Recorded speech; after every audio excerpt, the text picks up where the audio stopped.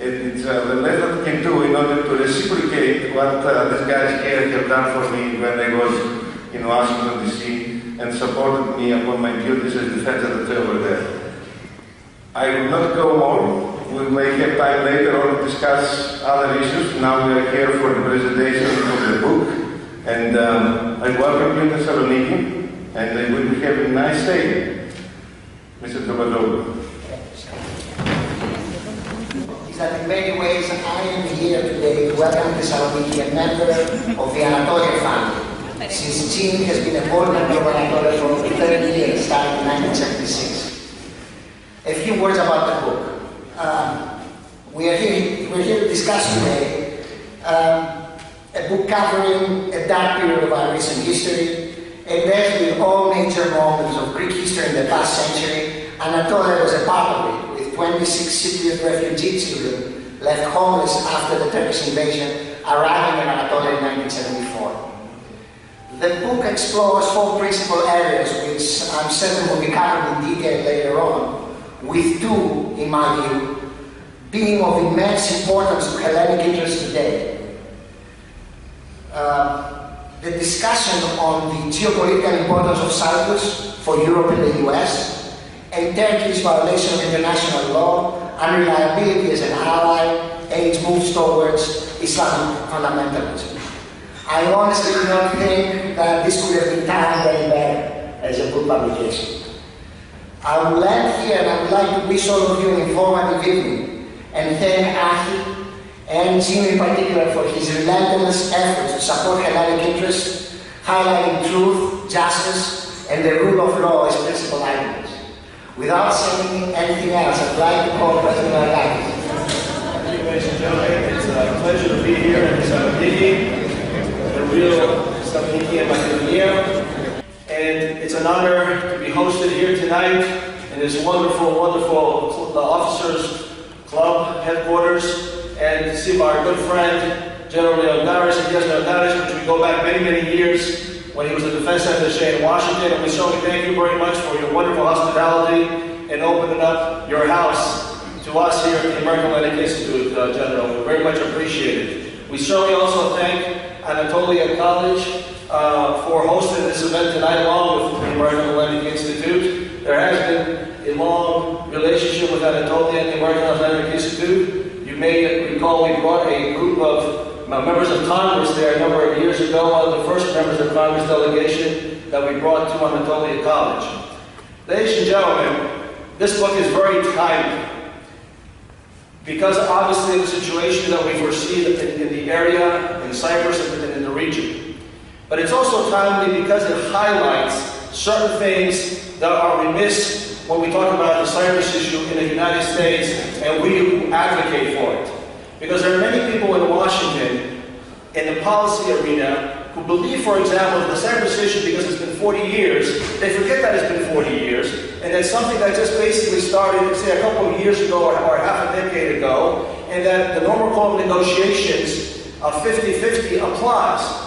They tend to forget what the basis of this issue is. The basis of this issue is the illegal invasion, illegal occupation of 1974.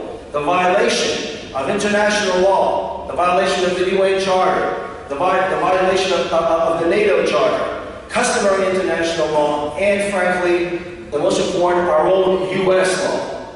That is the basis of the issue of Cyprus. And of course of the actions of Henry Kissinger in '74. This book by Gene Rossetti, which is a long time coming, he's worked on it for 2 years, and he's finally put it together in one volume. So for all those who want to study this issue, who want to understand the issue and the actions of Kissinger in '74, can go to this volume and forever have a record on the violations of Henry Kissinger during this time.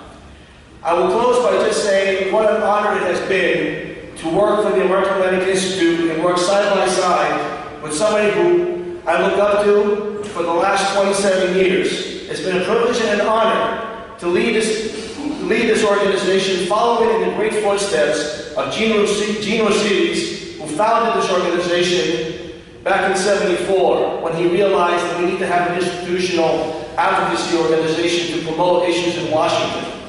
And ladies and gentlemen, when you hear about the Greek lobby, it's not the Greek lobby, it's the Greek American lobby. The Greek lobby is now what hopefully one day the Greek government will decide to do. But we are Greek Americans advocating for American issues in Washington. And Gino Rossi is the godfather of the Greek American lobby in Washington, D.C. And for those of you who do not know, you need to know that no man, no person in Washington, in the United States, has done more to advocate for the issues of Greece and Cyprus than Gino Rossi.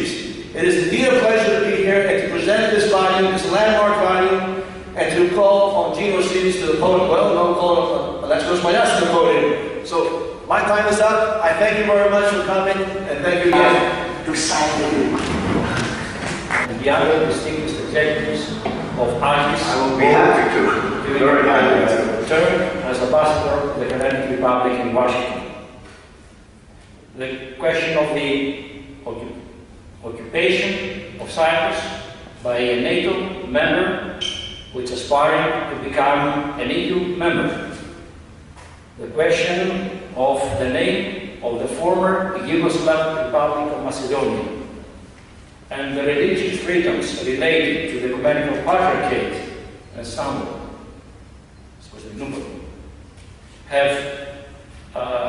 are on the top of AGIS agenda. They were and they still are. Μίλησα για το ζήτημα των ελευθεριών των συνθηκών του Οικουμενικού Πατριαρχικού στην Πόλος, το ζήτημα του ονόματος της πρώην Ιουγκοσλαβικής Δημοκρατίας της Μακεδονίας και το ζήτημα της συνεχιζόμενης τουρκικής κατοχής στην Κύπρο. These issues, to these issues, a new item has been added, is the Turkish threat of use of force against Cyprus for the gas drilling, a right that Cyprus has within the exercise of its sovereign rights.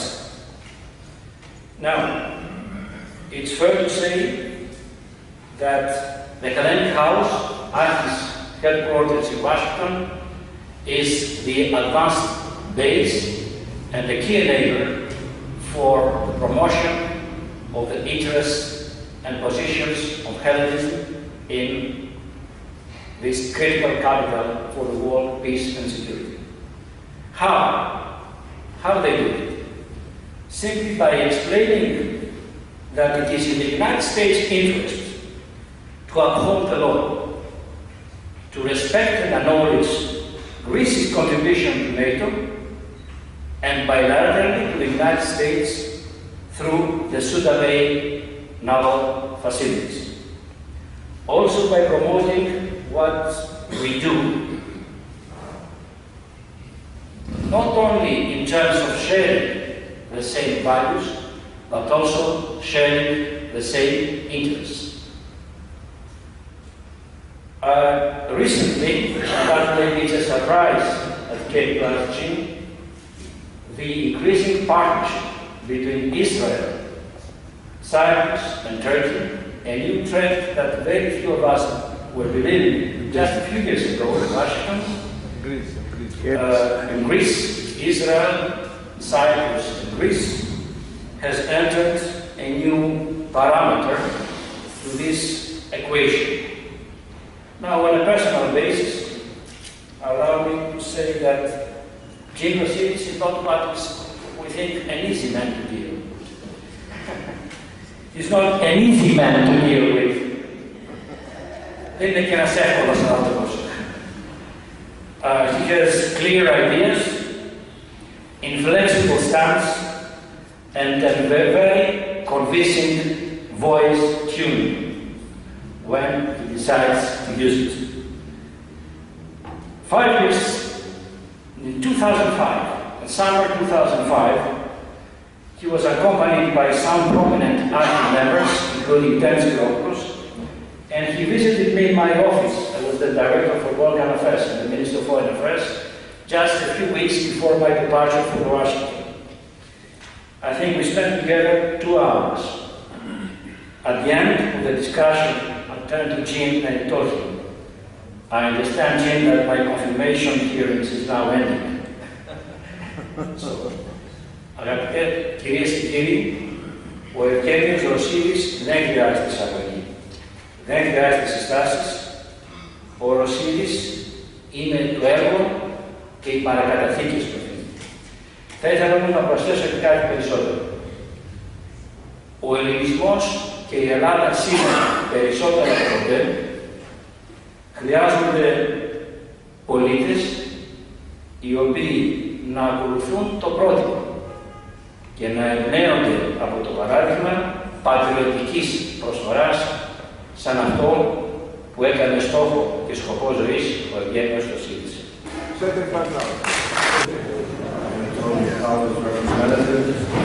I do remember in 1976 regarding the children in Cyprus that Anatolia had taken in. It's a great pleasure to be here in Thessaloniki and this wonderful building and its murals. I've spoken about Henry Kissinger, who I believe has done enormous damage to the United States on many, many issues. And I've written articles, but I felt that I had to get the book done because the book has a permanence to it. And so that's why it took me 2 years to finish this book on Kissinger and Cyprus, a study in lawlessness. The cover of the book, and you see it outside, was done by a famous, world-renowned illustrator of Greek descent, George Lois. And he heard I was doing the book and he called me, Gene, I'm going to do the cover, no one else.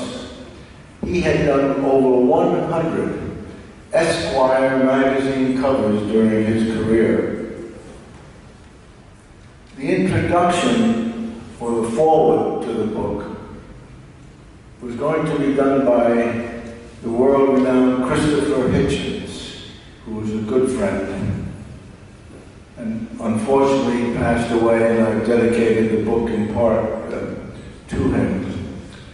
And the foreword that was done was by a world-renowned professor, Professor Louis Galamos of Johns Hopkins University, who was the editor of a 21-volume Eisenhower papers. He's world famous, and he's done the foreword to my book, which I was very pleased to have him do. And one of the leading political cartoonists in the United States, Pat Oliphant, did several political cartoons regarding Turkey and Cyprus. And I have 7 copies in the book. The price of the book is worth it just for those 7 cartoons that you'll see in that book. The book has 4 themes. Kissinger's role in 1974, his lawlessness in the tragedy of Cyprus. The second theme is Cyprus as a strategic, economic, and political asset to the West, and including the U.S. The third theme is Turkey, the role of the state. And as Ambassador mentioned in recent weeks, days, we've continued that regarding their efforts to interfere in Cyprus's exclusive economic zone waters regarding natural gas. And the fourth theme is the rule of law and the importance to the United States of absolute allegiance to the rule of law in its international affairs. Let's examine these things. First, Kissinger encouraged in 1974 the Greek junta to attack and overthrow the legitimate government of President Makarios in Cyprus. The career officials in the State Department had sent him a memo telling them not to allow the Greek dictator at the time, Rossidis, to attack Makarios, but Kissinger overrode them and encouraged that attack. Then what does he do? He then encourages Turkey to invade Cyprus. How does he do that? On July 15, 1974, as you may recall, was when the junta attacked and overthrew the Makarios government and instituted the Samson coup regime.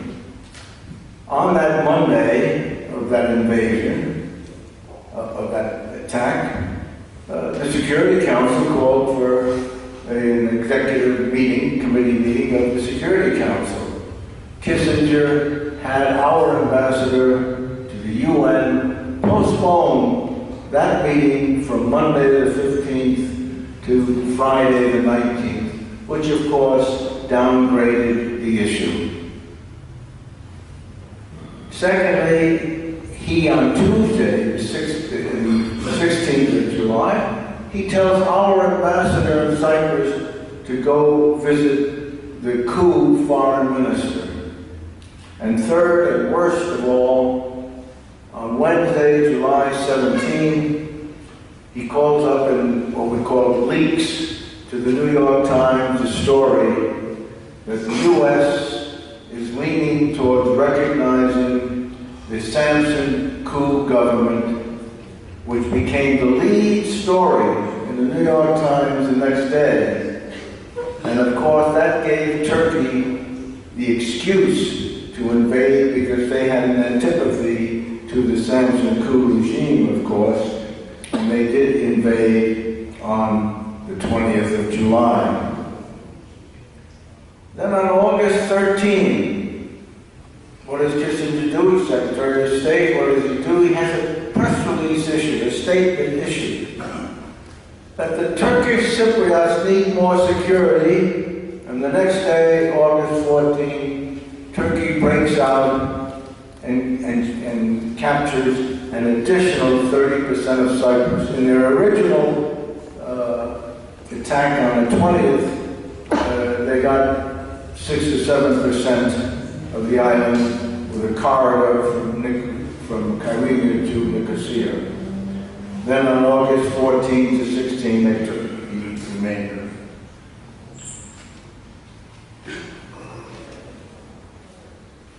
The third theme is Turkey, the rogue state. And that needs no elaboration with an audience here, but it stems from many situations that Turkey has done over the years, contrary to the best interests of the United States. It's attacked, in addition to the situation in Cyprus, we have the situation in the Aegean and other areas. And the fourth theme is the rule of law. The United States must never handle foreign policy on a basis other than by the rule of law and international law.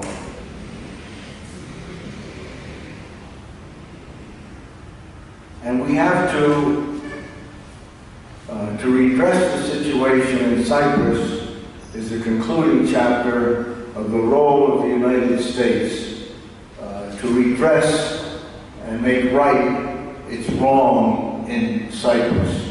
And it can do this. It can do this by pressure. That's what governments do. But we have appeased Turkey for too many years. And even in recent days, Vice President Biden made some apology to President Erdogan of Turkey, which we didn't think very much, and I do not believe he needed to do that. But the United States has to put pressure. We have to deal with Turkey at an arm's length basis. And by pressuring Turkey, what's the problem? Where are they going to go? First of all, Erdogan has become one of the leading anti-Western governments. He's anti-Christian, he's an anti-Semite. His leadership in Turkey is that. You just read some of their papers and films and articles. So the United States must stand up and be counted regarding Turkey in the interest of the U.S. We talked about how we formed the AHI. When they went to assassinate Macarius on July 15, he miraculously escaped. The British flew him to London, and then he flew to the United States on July 18. I met him at JFK Airport, went to the Hotel Carlisle with him, and stayed part of the evening, and he was in the next room working on his speech for the UN the next day. And Macarius never read a speech, he memorized them. And then on the 22nd of July, I accompanied him to the State Department when he met with Henry Kissinger. I met with Kissinger's advisor, Bob McCluskey. I said, you've got to stop. You have to stop the arms, because our law is clear in the U.S. If you use our arms for aggression, it stops immediately, no discretion. And Bob McCluskey says, Gene, we'll look into it. Well, when he said that, I knew nothing was going to happen, and that's when we formed the American Hellenic Institute for U.S.-Greek relations, U.S.-Cyprus relations, and following the rule of law is in the best interest of the United States. I thank you, and I'd be happy to answer any of your questions. I would also add to that, it is that Turkey wants to become a member of the EU, but at the same time is occupying Cyprus. But you have to remember, I think, two things. One, Turkey will never be admitted into the EU. She may get an associate status, which Germany and France are pushing, but the EU will never admit Turkey as a full member. And secondly, I think they recognize that, and that's, I don't think Erdogan is really concerned about that anymore.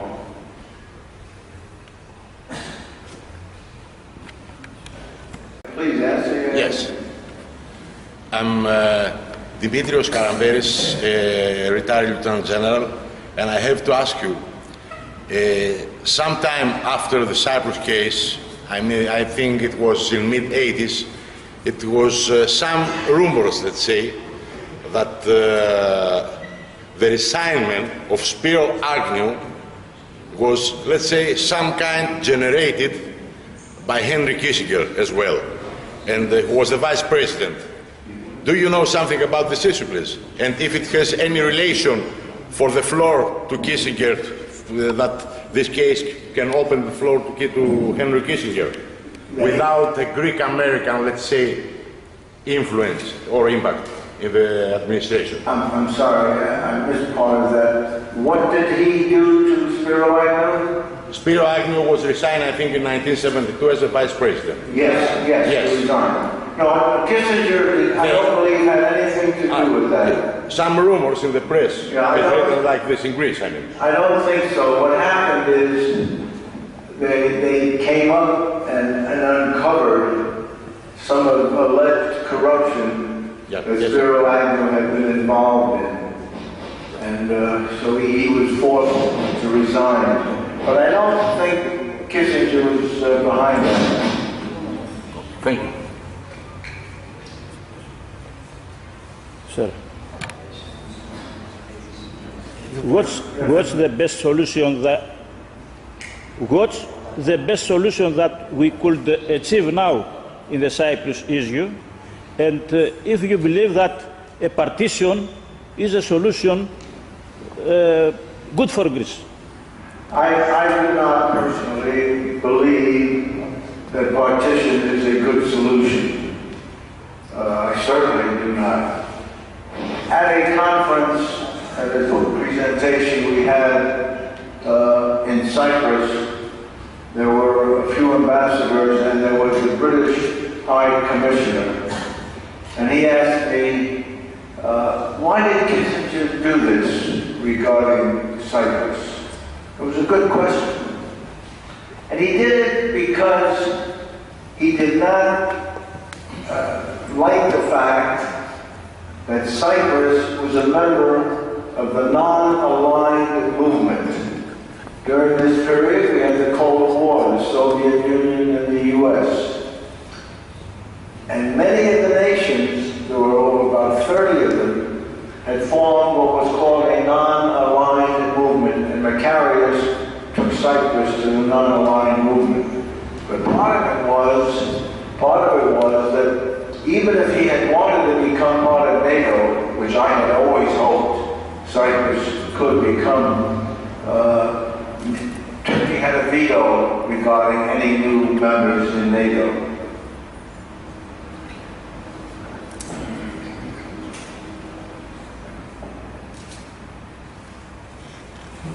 How do you evaluate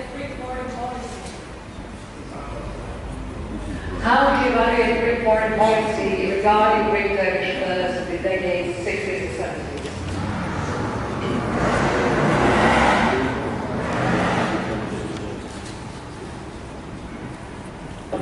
Regarding Greek-Turkish relations, I really am probably not too much of an expert on what Greek foreign policy was regarding Greek-Turkish relations during this period, but I would say that in general, I think Greece has stood up fairly well regarding the various Turkish threats. And I remember back, was it in 1996, the issue regarding the island of Emia. I would be more interested in commenting on Greece's role in influencing the U.S. regarding various issues of concern to Greece. And when we had Ambassador Melas there, we had a strong personality and a strong person.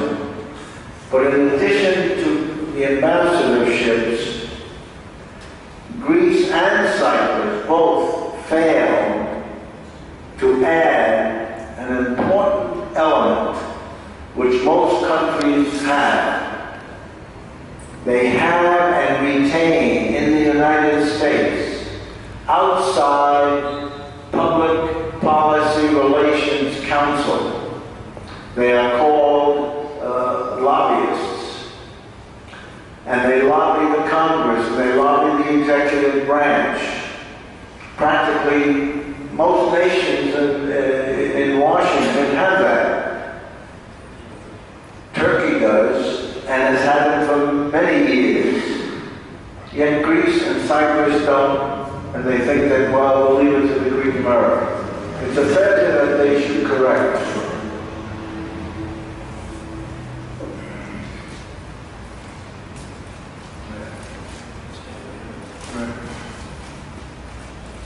Raise your hand if you have a question. Please.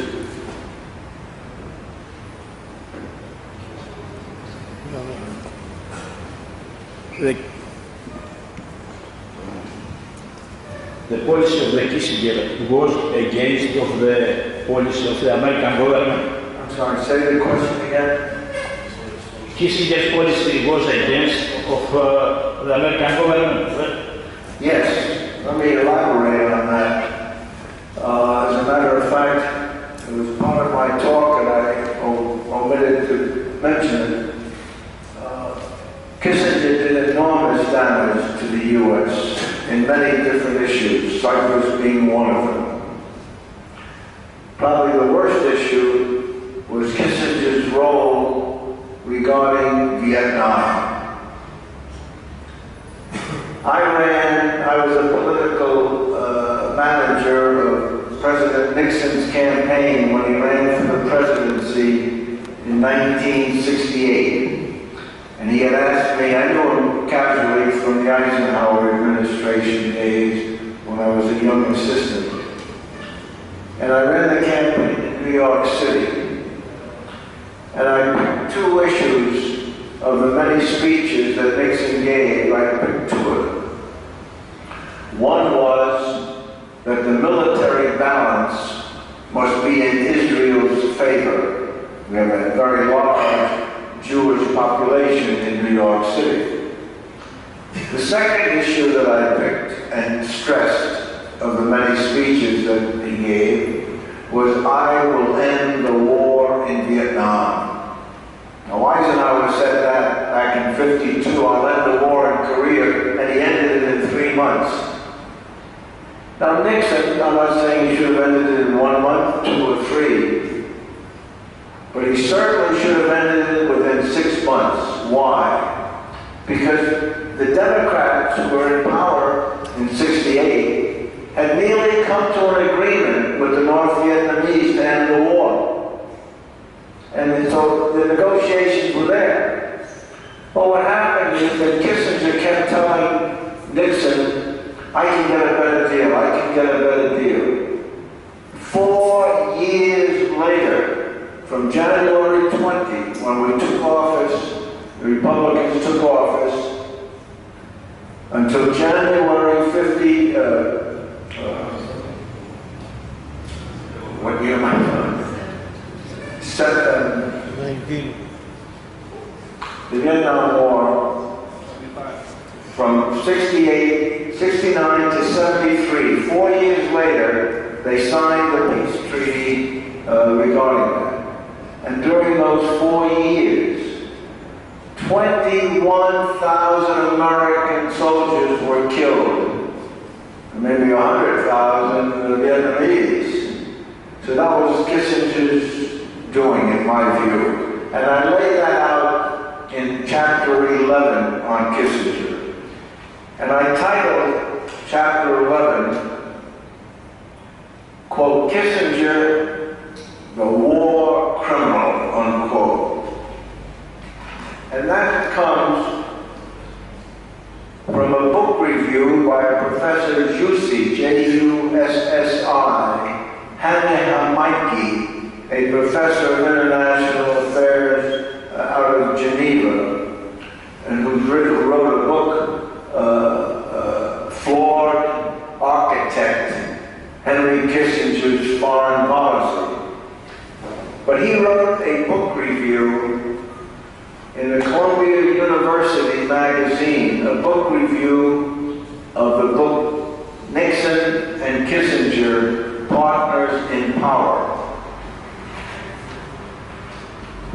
And in part of that book review, which was in the Columbia University magazine, and I quote, journalists fawned over Kissinger when he was in office. In 1973, he was awarded the Nobel Peace Prize for negotiating the imperfect end to the Vietnam War, even as Nixon was squirming in the purgatory of Watergate.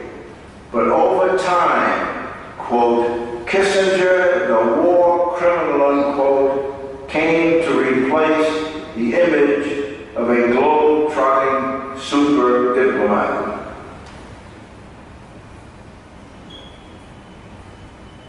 Any other questions?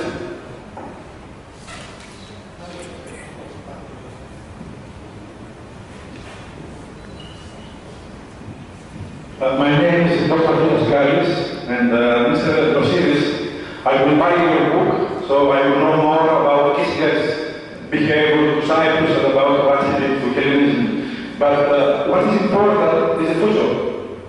As you may know, between Turkey, Cyprus and Israel, there is a lot of gas and mainly oil. And as you may know, Turkey is turning to be not a secular country anymore. Everyone is getting more to east than to west, more to Islam than to west. So what will be the policy of American Hellenism in this new geopolitical reality to support the Greek interest? This is my question. Repeat. Can you go? Yes. Sorry. And I think it was referred to earlier, one of the great developments, in my view, regarding the U.S., Greek, and Cyprus relations, one of the great events that happened was the Turkish-Israeli split. When Erdogan attacked President Shimon Peres and attacked, and then with the flotilla and Erdogan's attacks on Israel, and that split the Turkish-Israeli military arrangement, which I had always felt was harmful to the United States. And that's a major development. Why? Most of our efforts in the Congress, many of them, when Turkey was close and had the arrangement with Israel, or when Israel had the arrangement with Turkey, Israel did not support us in the Congress or in the executive. Now they do. And Mr. Larigakis here has visited with a delegation the last two or 3 years. He includes Israel, Cyprus, and Greece. One of the great developments of that failure of the split of the Turkey and Israel is the development of the Israeli-Greece-Cyprus relationship, extremely important.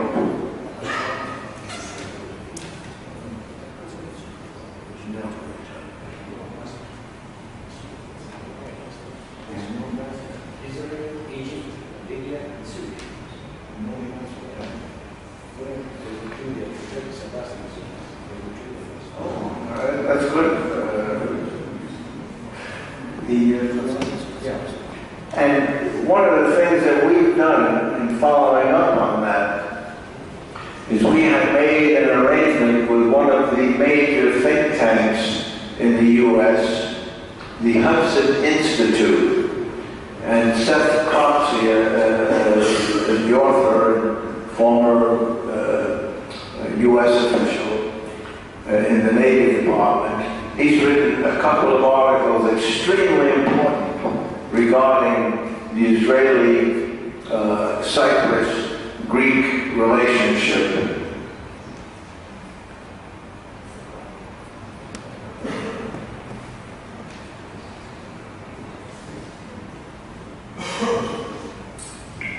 Hello, Mr. Rossidis. I'm Maria Florini. I was a child some years ago, interned there. I will buy your book as well, just to find out more about what happened, historically speaking. Since you're here, though, I would like to ask you I believe there is a conference coming up in Texas sometime in November about the future of Hellenism in the U.S. But since you're here, I'd like to ask you, what do you think that will the Greek Americans continue to be have such an impact in the U.S. Policies, and what type of influence? Or since I don't know, the first line of Greek Americans is slowly leaving. Do you think that Greek Americans will continue to influence the whole situation there? It's an important question you ask, and most people would say that it will decline, and is declining. I do not believe it has to decline. I believe that we can get stronger, but it means funds. We need funding. We're continually spending so much time raising funds for our staff. We only have a staff of 3 people. The American-Israel Public Affairs Committee leading lobby organization in the United States on foreign policy. It represents and sets forth the policy for over 20 Jewish organizations which have at least 50,000 members in each. And it sets their policy. We can never have that enough, or that influence, but we can have a substantial influence, enough for our issues. I visited the offices of the American Israel Public Affairs Committee. A friend of mine, a fellow Columbia College graduate, was the executive director. In 1976, I went through their offices. They had, in 1976, 52 full-time paid staff. Today, they have over 100 full-time paid staff. They track everything in the TV, radio, newspapers, conferences. Anyone that says anything contrary to Israeli-U.S. relations, they're right on top of it.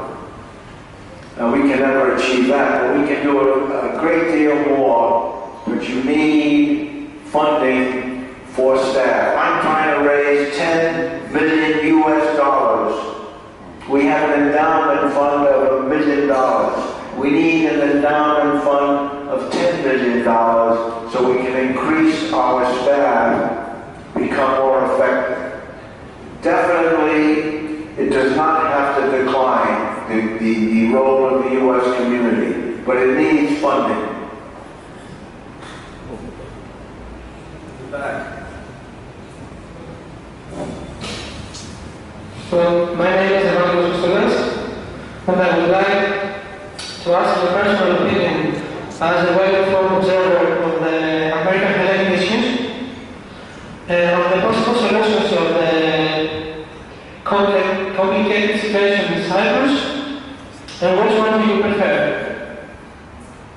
What's the question? Oh. Well, the preferred solution for Cyprus, in my view, is for the U.S.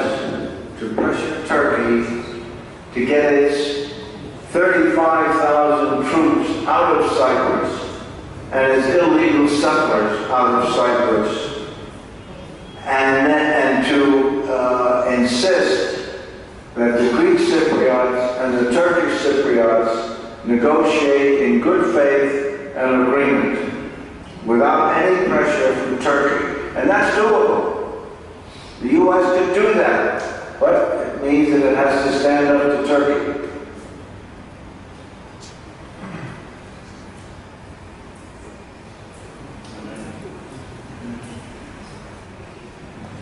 Your Excellency, I'm sorry I came very late. My name is George Papadopoulos, and I lived through the efforts of the Hellenic lobby in the United States because as a student in 1974 out of Columbus, Ohio, I helped very much the local community try and oppose the Kissinger policies at the time. What I would like to ask you is, can you pinpoint a couple of reasons for the decline of the influence of the American Hellenic Institute and all the other three lobby in general? I distinctly remember early in 1977, Jimmy Carter had taken office and everybody was talking about the effectiveness of the Greek lobby and how everyone would have to measure up to them. The embargo was on at the time. What are the reasons for our failure? Thank you. Yeah. In 1976 campaign, Congressman John Bradamus, and I drafted, mostly John, but I had a good part of it, drafted the statement on Cyprus and U.S.-Greek relations for candidate Governor Jimmy Carter. And we had great hopes. And he gave that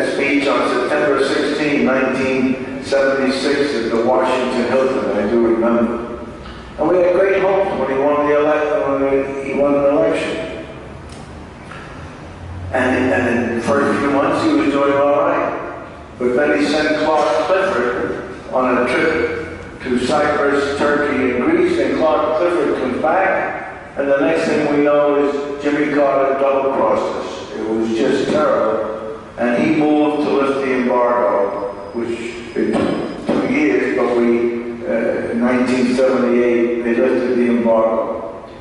But again, let me go back. AHI has not declined. Under Nick Laragakis' leadership, it has spread. But we have to become more effective. We have to get more people going. And I am absolutely convinced that we can do that. And the Greek government ought to retain its public relations council in the U.S. and the Cyprus government. And they can be working with us on that. But, you get the next generation, and the next generation gets a little further away, is your point regarding Greece. But it doesn't mean that we cannot have a very effective lobby. But, and let me keep adding. But when we go and present our positions to Congress, we do it on the basis, as Nick said earlier, what is in the best interest of the U.S. And clearly, it's in the best interest of the U.S. to get the Turks the heck out of Cyprus.